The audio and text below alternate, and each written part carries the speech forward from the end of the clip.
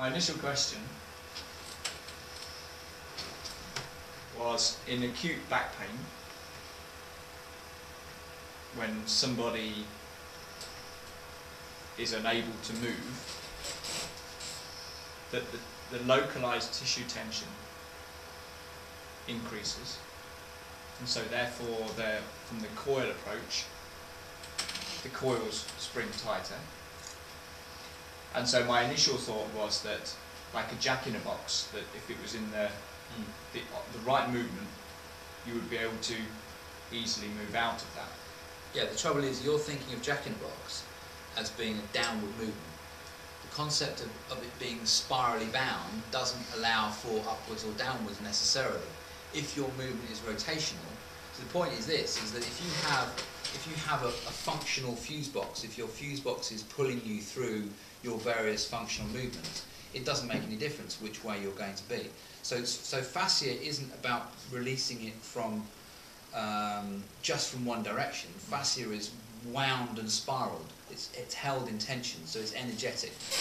So you've got two types of energy: energy that's in existence by reason of its motion, potential energy, or energy that's in existence by reason, kinetic energy, or reason energy that's present in storage.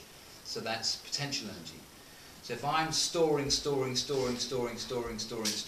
that's my wind-up. Yeah. We know that fascia is a spiral. We know that it's a tropocollagen and two other tropocollagens joining together to form a triple helix.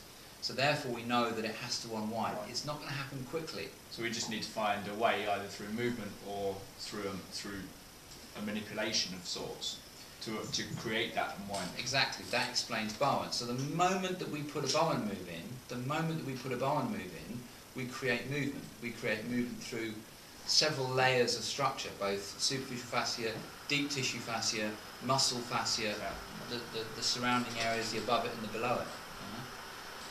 If we create movement through us, then there has to be kinetic energy from the movement itself. Yeah. But once we get movement within the underlying structure as well, there has to be kinetic energy that is moved around. Right. Yeah. Now the argument is that you then have to find a counter movement.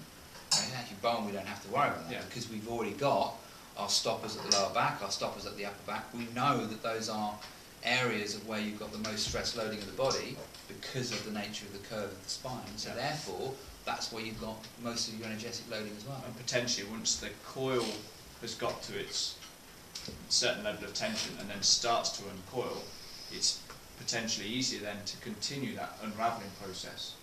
Yeah, but we don't know where it's going to go.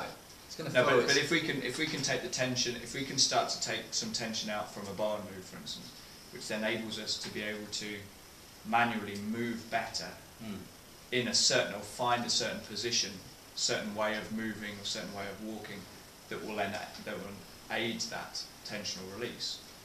Yes, so then potentially we can almost walk out of pain. Yes, we've got 2 or 3 stages then. So we've got the spasm of pain and tension caused by fascial tension on muscular tissue. Yeah. So we release the fascial tension. We think of fascia as being an energetic structure, as much as it is any other kind of structure, as much as a collagen fibre, but it is also an energetic structure because it has to be. So we have the unwinding principle, which allows muscle fibre to therefore increase its blood supply and therefore increase its potential for repair. And then we have the potential to be able to move away and create new patterns of fascial laydown according to a newly defined function, which we can actually move or help something to move into. So which is why when we do the sacrum procedure, we start that unravelling process from a manual point of view, and then encourage the movement point from their own to establish a new pattern of movement. Well, again, we're going to a sacrum, we're looking at a massive degree of tensional relationships in there. Which is why when you get an acute back spasm, absolutely, it will stop a lot of movement. But we don't know where that spasm is coming from, because we have multiple directional structures going into this thoracolumbar fascia. So the sacral procedure, you could say, would be a PSIS or a gluteal structure or a gluteal fascial relationship release, rather than it being just sacrum, because again you're dealing with all those structures coming into that. I think that really explains a lot about what we're doing as far as Bowen is concerned. Introducing movement manually to tissues. Yeah, introducing the movement manually to tensionalised fascial structures. Now, whether the muscle then responds or not, we don't know. We haven't got that defined yet.